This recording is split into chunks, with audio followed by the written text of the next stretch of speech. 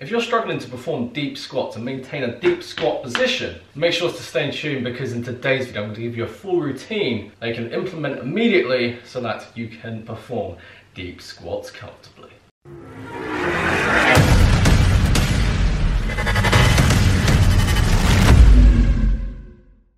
Right, now I'm going to be honest, this is going to be fairly uncomfortable if I, do the whole video sitting like this. So, what's cracking, my crew members of the Gains Training Express? How are you doing today? If you're new to this channel, make sure to subscribe to the channel and turn on post notifications, because if you're new to bodyweight training and calisthenics, this is your home of bodyweight strength training, because every single video made on this channel is dedicated specifically for people like you, my friend. Right, so if you're struggling to perform deep squats and maintain a deep squat itself, it's most likely due to a combination of deficiencies within your mobility. And so typically, poor squat mobility comes down to a lack of spinal mobility, hip mobility, ankle mobility, core and glute activation, and motor control. In this video, I'm going to go through 5 simple exercises in order to fix all these issues and then structure them into a routine you can follow yourself so that you can get off the pain train and on the Gains Training Express. So the first exercise I like to go through with you is the squat with reach. And so this is going to mobilize your spine, your shoulders,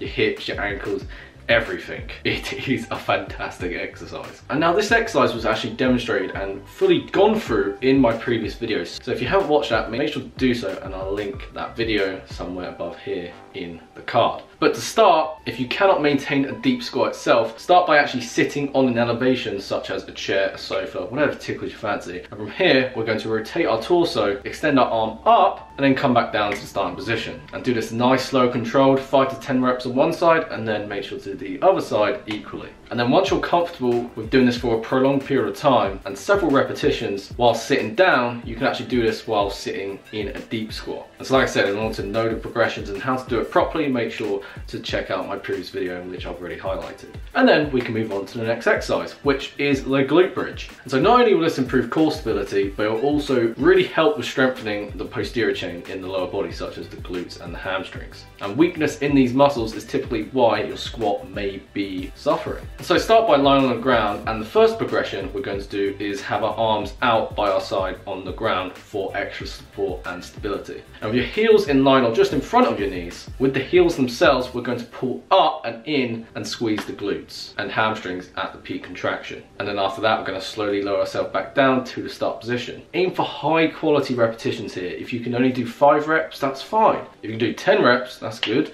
If you do 15, then by all means do so. Just make sure that, as this isn't a workout itself, that the exercise is only really stimulating you rather than exhausting you. There's no need to gas out, right? Because that's actually going to hinder our actual workouts when we do them. In order to further load the lower body, you can actually bring your arms by your chest so that they're no longer in contact with the floor, as this will create less stability and assistance for the glutes and hamstrings. So work based on your current strength level, and then we can move on to exercise number 3, which is the reverse lunge with twist. And this is a great exercise in which I've recently just found myself, which is great for mobilizing the hips and the spine. So start by taking a big lunge back with one leg, squeeze your glute, embrace your core tight, and already just by doing this you should feel a type of stretch in your hips and your quads in a way in which you've never felt before. And if you were to actually look in a mirror whilst you're doing this, you should see that your pelvis is nicely formed into a posterior pelvic tilt, which is exactly what we want. So from here, we're going to extend our arms out into a T shape and then rotate your torso to one side as far as your mobility allows you. And please do not go beyond the range of motion in which you're comfortable with, because your obliques are going to fucking hate you for it. Come back to starting position and repeat on the opposite side like you just did on the side you worked,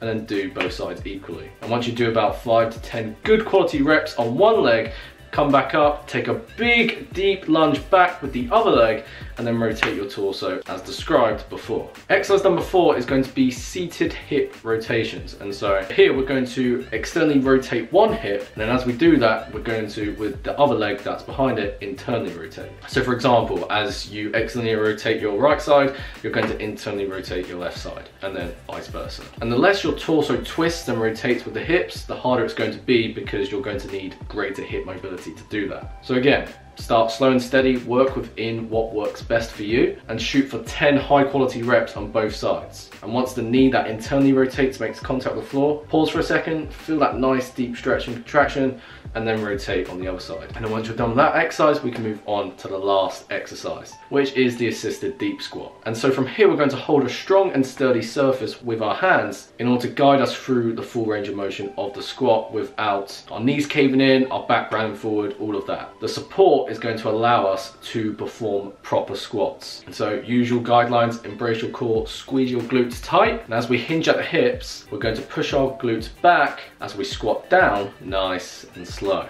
And you'll find that because of the counterbalance we've created, you should be able to perform deep squats with perfect form, which is great. But if not, that's fine. We can simply, again, work within your range of motion and squat as deep as you can without compensation in your form, you know, such as the knees coming in, your back rounding forward, spine rounding forward, etc. But don't worry, because with consistent practice, you'll be able to gain deeper range of motion over time. And this is really the stepping stone, because we're teaching our nervous system the proper movement patterns required to actually squat nice and deep. And when you do this nice and slow and really focus on the intent of maintaining immaculate form, a set of 5 to 10 reps is more than suffice. And once you're comfortable, one thing you can actually do to progress this exercise is to use less of your hands for assistance. So you can start taking 1 finger away, 2 fingers away, and then next thing you know, you're squatting ass to grass perfectly with no support whatsoever. It's the power of persistence, my friend. And so if these mobility deficiencies I spoke about to you at the start of this video is something you seriously struggle with, I actually encourage you to perform a set of each of these exercises daily throughout the day. The deep squat is one of the most natural human patterns. And so the sooner you can maintain this yourself, you'll feel far less pains and aches because of it and be able to make more and more gains as well. So it's like a win-win situation. Now, although this is a great general routine that you can do, it will be far more optimal to actually combine this with proper strength training. And so as I said, you can check out my full squat tutorial I've already made on this channel, as well as my workout routines I've posted. But if you are serious about taking your fitness and your physique to the next level, you can head over to my website and apply for my online coaching program, in which I'd be more than happy to help you and work with you.